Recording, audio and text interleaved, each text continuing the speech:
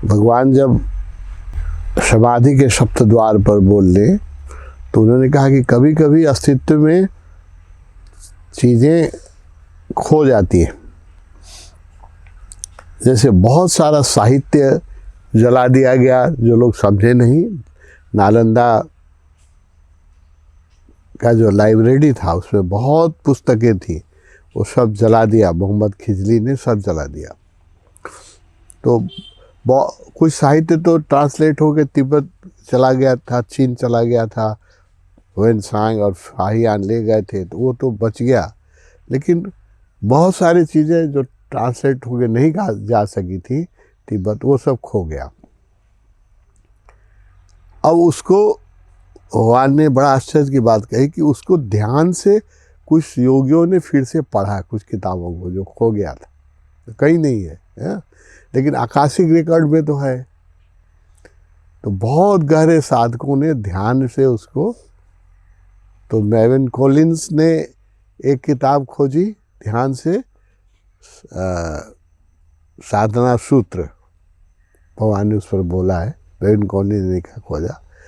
और एक समाधि के सप्त द्वार, मैडम ब्लाबर्स्की ने खोजा शायद। ध्यान में उसने पढ़ा उस किताब को, जो किताब खो गई थी, कहीं नहीं थी, है ना। लेकिन गहरे ध्यान में अगर कोई जाए तो वो खोज सकता है। उस कैटेगरी का साधक चाहिए। तो भगवान ने उस दोनों किताब पर बोला है, साधना सूत्र पर भी बोला है जो खो गई थी किताब, और समाधि के सप्त द्वार पर भी बोला है, शिविर में ही बोला, अमरनाथ में शिविर हुआ था उसमें बोला। इसी तरह तीर्थ खो जाते हैं। जैसे पश्चिमी आक्रमण हुआ तो बहुत सारे बुद्ध तीर्थ खो गए।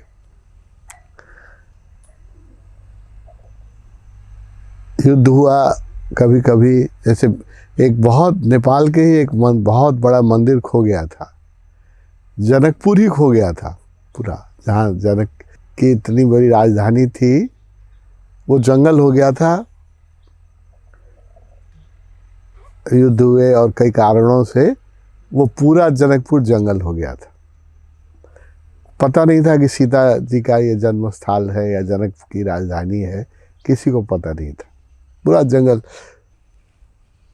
मैं भी बच्चा था तो जनकपुर के आसपास जंगल था, आज से 60-70 साल पहले। और ये जो मैं बात कर रहा हूँ ये 300 साल पहले, 300 साल पहले पूरा वहाँ, 400 साल पहले जंगली जानवर घूमते थे, कुछ नहीं था, जनकपुर ही खो गया था, इतना बड़ा तीर्थ। अयोध्या में एक ऋषि हुए, साधु हुए, सूर किशोर दास। उन बहुत अच्छे राम भक्त थे। तो उनको स्वप्न में सीता ने विजन में उनको कहा कि मेरी राजधानी खो गई है, तुम जाओ और उसको ढूंढो और वहाँ एक छोटा मंदिर बनाओ। ये समय मैंने 400 साल पहले, समय मुझे याद नहीं कितने साल पहले हुआ, लेकिन 300-400 साल पहले हुआ। सूरदास जी आए वहाँ से, जोगी थे, जनक आए, जंगल ढूंढते ढूंढते उनको विजन में ही गाइड, पूरा जंगल था, नेपाल तो जंगल ही था, नेपाल की तराई, और वो एरिया एक बिल्कुल जंगल था। मेरे बचपन में भी उसके आसपास जंगल था। धनुषा, जहाँ धनुष, रामचंद्र जी का धनुष, शिव जी के धनुष का टुकड़ा है, वहाँ हम लोग की खेती थी। मैं बचपन में जाता था तो रात में बाघ आता था वहाँ, इतना घनघोर जंगल था। रात में हम लोग पेशाब करने निकलने में भी डरते थे। तो मेरे वहाँ कुछ, हम लोग का कुछ खेती थी वहाँ, तो हम लोग को जाना पड़ता। बचपन में मैं गया था तो लोग कहते थे रात में मत निकलो। तो इतना घनघोर जंगल था 70 साल पहले, और 300-400 साल पहले तो कल्पना ही नहीं कर सकते हैं।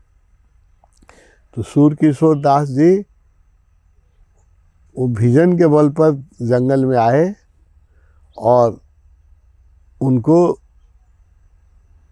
माँ सीता ने ही विजन में कहा कि जगह ढूंढ के कि यही यही मेरी, यहाँ जनक का दरबार था, यहीं मैं पली हूँ।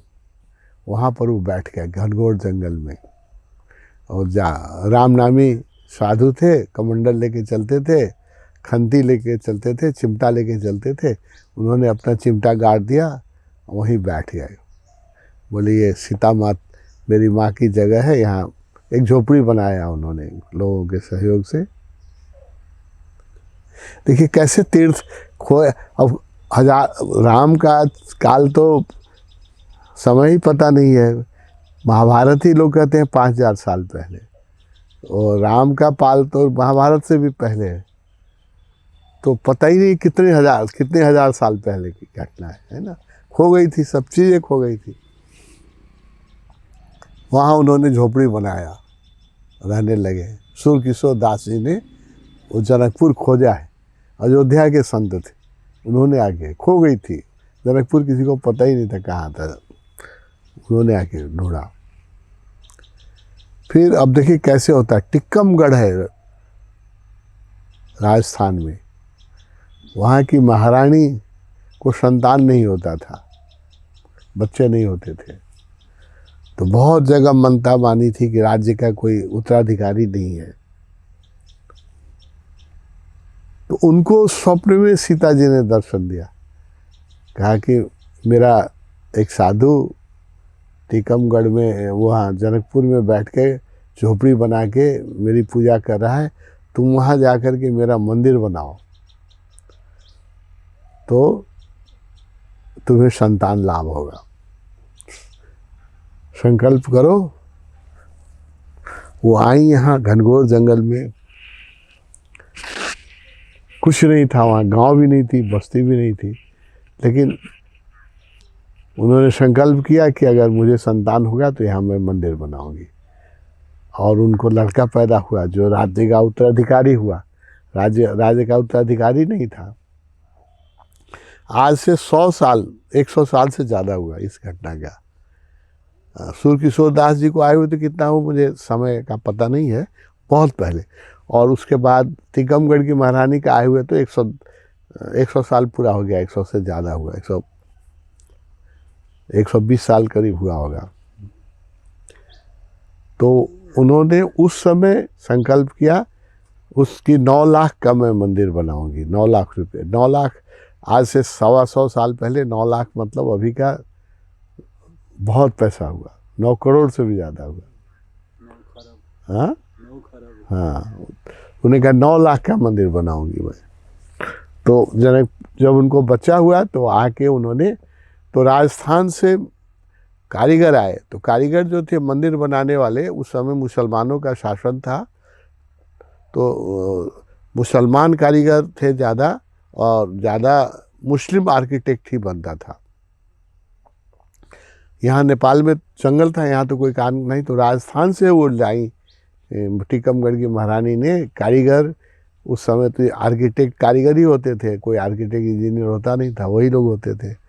तो सारे लोग टीकमगढ़ से लेके आई, और वहाँ पर जो मंदिर बना, उस मंदिर का नाम है, जनकपुर में जो मंदिर है उसका नाम नौलखा मंदिर है।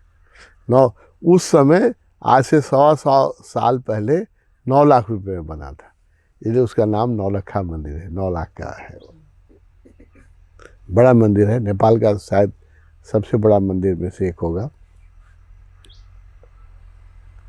और वो मुसलमान कारीगरों के लिए इतना धर्म सहिष्णु थी कि उन्होंने मंदिर के ही पीछे, जहाँ मंदिर बन रहा था, क्योंकि ये लोग काम करेंगे तो इनको नमाज पढ़ना पड़ेगा, तो उसके लिए एक मस्जिद भी बना दिया कारीगर के लिए। अभी भी मस्जिद है मंदिर के ठीक। धर्म सहिष्णुता का कितना अच्छा एग्जाम्पल है कि मुसलमान मंदिर बना रहे हैं और उनके नमाज पढ़ने के लिए हिंदू महारानी जो है वो मस्जिद बना रही। तो मस्जिद बना दिया, अभी भी मस्जिद है जानकी मंदिर के ठीक पीछे। तो वहाँ मुसलमान कारीगर जो मंदिर बनाते थे, तो मुस्लिम आर्किटेक्ट है वो जो है नौलखा मंदिर, जनकपुर का मंदिर जो है मुस्लिम आर्किटेक्ट।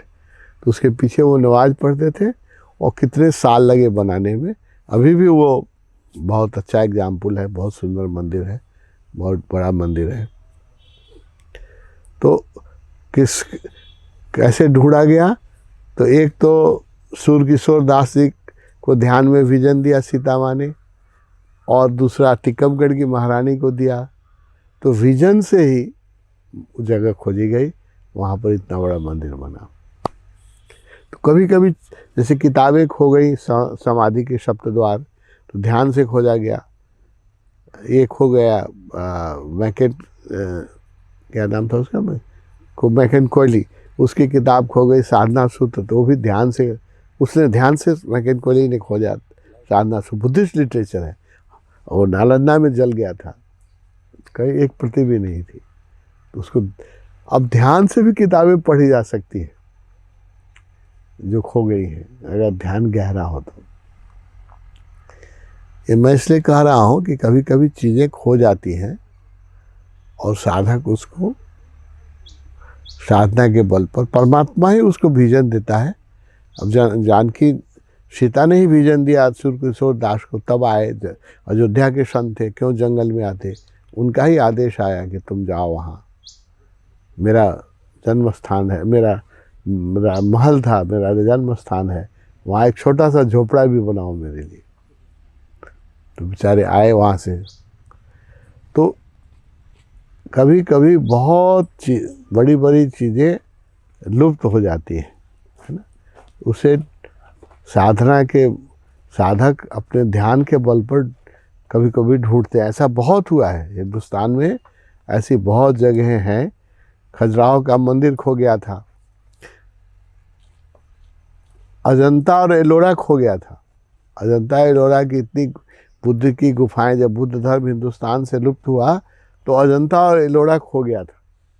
तो 100 साल पहले एक अंग्रेज शिकारी शिकार करने के लिए जंगल में गया था, तो उसने बाई चांस उस देखा कि नहीं ऐसी गुफाएं हैं। तो हजारों साल से वहाँ कोई नहीं गया था, हजारों साल से वो निर्जन एकांत पड़ा हुआ था, जो विश्व प्रसिद्ध है। तो अजंता एलोरा की गुफाएं हजारों साल के बाद खोजी गई। तो ऐसा बहुत सारे तीर्थ लुप्त हो गए हैं पृथ्वी पर, जो ध्यान से ही खोजे जा सकते हैं, ध्यान से ही खोजा है लोगों ने। जैसे तपोवन है, अब नागार्जुन ने वहाँ बुद्धत्व प्राप्त किया, किसको पता है, किसी को पता नहीं था। अस्तित्व ने हम लोगों को वो जगह दिलाई, अस्तित्व ने जगह दिलाई, और बाद में धीरे धीरे जब मिस्टिक आए, ध्यानी आए, उन्होंने सबने कंफर्म किया कि नागार्जुन यहीं पर इनलाइटेड हुए थे, जहाँ पर हमने ओशो समाधि बनाई। तो 2000 साल तक नागार्जुन की चेतना को वेट करना पड़ा कि एक सही आदमी आए और इस जगह को फिर से जीवंत करे। तो कभी कभी हजारों साल लग जाते हैं, क्योंकि आदमी नहीं मिलता है। आदमी तो बहुत है पृथ्वी पर, लेकिन सेंसिटिव आदमी और समर्पित आदमी की संसार में हमेशा कमी रहती है। तो नागार्जुन की जो जहाँ पर वो इनलाइटेंड हुए और जहाँ उनके बहुत सारे शिष्य शरीर छोड़ जिनकी समाधि है, उस जगह को भी लगभग 2000 साल वेट करना पड़ा, और उनकी प्रेरणा से हम लोग को जगह मिली, और वहाँ आज पूजा हो रहा है, समाधि हो रही है, वो जागृत हो गया। ऐसे ही एक जगह पर हम लोग यहाँ बैठे हैं, ये भी खो गया था, है ना, खो गया था, बहुत साल से खो गया था। इसके बारे में भी मुझे परमात्मा ने जैसे सूर्यकिशोर दास जी को विजन दिया था, वैसे ही विजन दिया कि यहाँ एक बुद्ध का छोटा सा मंदिर बनाओ, तुम्हारी जितनी हिम्मत, जितनी ताकत है, जितनी कर सकते हो, लेकिन एक छोटा सा बुद्ध का मंदिर ज़रूर बनाओ। इसीलिए जगह तुम लोग को हम लोग मिली है। हम लोग ये जगह निगोशिएट किए, इसी आम के पेड़ के नीचे बैठ के निगोशिएट किए थे, यहीं पर मिला था। और इसीलिए मिला था ये जगह, हम लोग को इसीलिए मिला था। जैसे तपोवन इसलिए मिला क्योंकि नागार्जुन की मदद थी। नागार्जुन चाहते थे कि उनके जगह पर कोई फिर साधक आए, साधना हो, उनका भी आशीर्वाद बरसे और वो जगह पवित्र हो। तो नागार्जुन की चेतना को हजारों कितने सैकड़ों साल प्रतीक्षा करनी पड़ी एक दो दिन में नहीं घटना होता है, क्योंकि लोग नहीं मिलते हैं इस संसार में। अब सूर्यकिशोर दास जी कितने साल के बाद मिले सीता माता को। हजारों साल तक जनकपुर लुप्त था, किसी को कुछ पता नहीं था।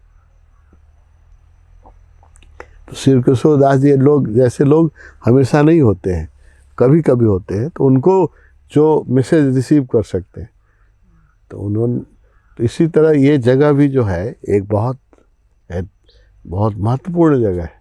इसी के लिए हम लोग को ये जगह मिली, कम्यून के लिए जगह मिली, और यहाँ कम्यून बन रहा है। और यहाँ मुझे ऐसे ही जैसे सूर्यकिशोर दास जी को आदेश था कि छोटा सा भी मेरा एक मंदिर बनाओ। झोपड़ी में, उन गरीब थे, उनके पास तो कुछ नहीं, साधु थे, बांस की झोपड़ी, खस की झोपड़ी बना के सीता माता, राम और सीता की मूर्ति उन्होंने स्थापना की। आज वो इतना विश्व प्रसिद्ध हो गया, वर्ल्ड फेमस हो गया। हजारों साल तक तो गायब था। तो ऐसे ही ये जगह हम लोग को मिली है, ये भी खो गई थी, लुप्त थी जगह। कितने साल तक, बहुत 100 साल तक लुप्त थी। अभी अच्छे साधक यहाँ आए हैं, इसलिए परमात्मा का आदेश हुआ है कि यहाँ पर एक, मैं तो आते ही मैंने माटी की बुद्ध की मूर्ति स्थापना की और उसी समय से पूजा कर रहा हूँ। अब इतनी अच्छी मूर्ति आ गई है, अब मंदिर का भी फाइनल हो गया है।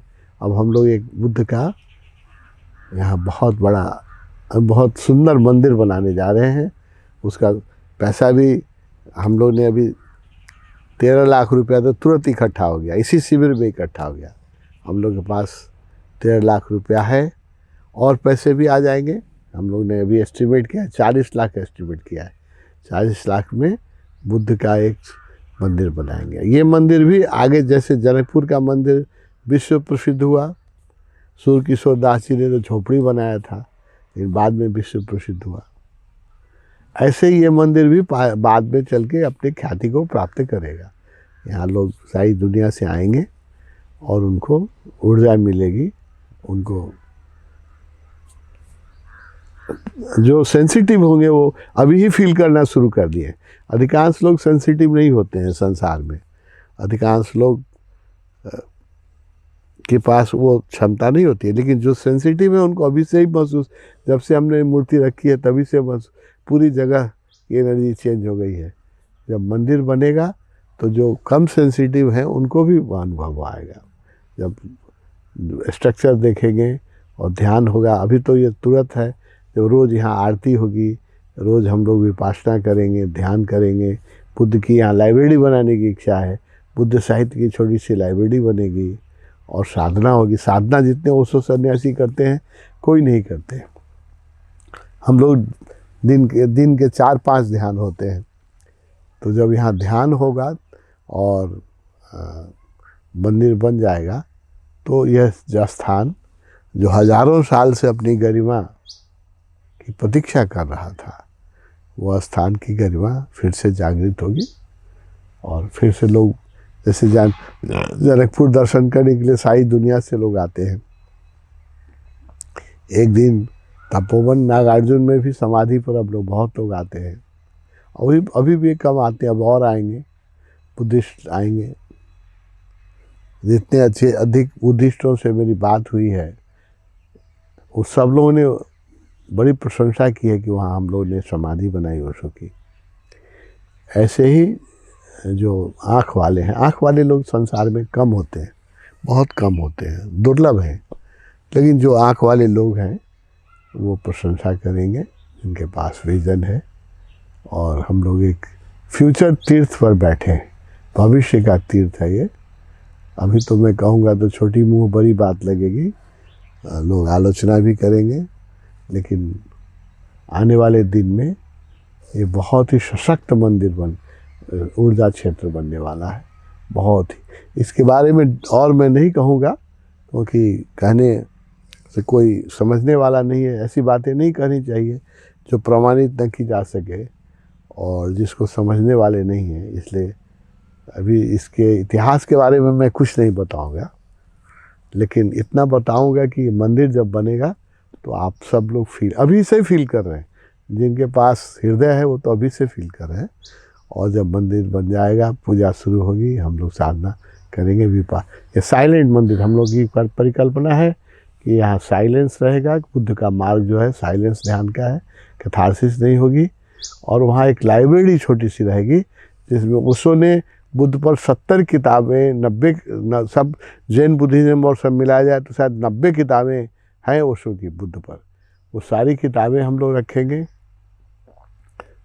जैन बुद्धिज़्म और धम्मपदा, हार्ट सूत्रा, डायमंड सूत्रा विभिन्न भाषाओं में अनुवादित हुई हैं ओशो की किताबें।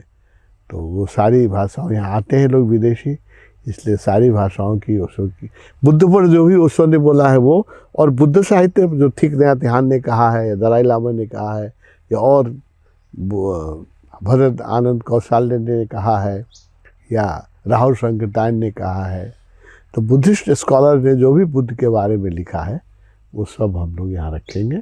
एक बुद्ध लाइब्रेरी रहेगी जो लेटेस्ट बुद्ध लिटरेचर है, जो समकालीन है, वो सब रखा जाएगा और प्राचीन भी रखा जाएगा। और उस पर जो कमेंट्री है, ओशो की जो कमेंट्री है हार्ट सूत्र पर, डायमंड सूत्र पर, वो अद्भुत है, कोई कर ही नहीं सकता है। और हम लोग भी नहीं ठीक से अभी तक समझ पाए हैं। हम लोग को भी बहुत अध्ययन करना, बहुत ध्यान करना पड़ेगा, तब डायमंड सूत्र समझ में आएगा। हार्ट सूत्र कोई समझता नहीं है, इसलिए बुद्ध ने भी उस किताब को बहुत साल तक गुप्त कर दिया था, कोई समझने वाला ही नहीं है उसको। जो पाठ करते हैं वो भी समझते नहीं है। उस पर भगवान ने जो व्याख्या की है वो उसको जीवंत किया है।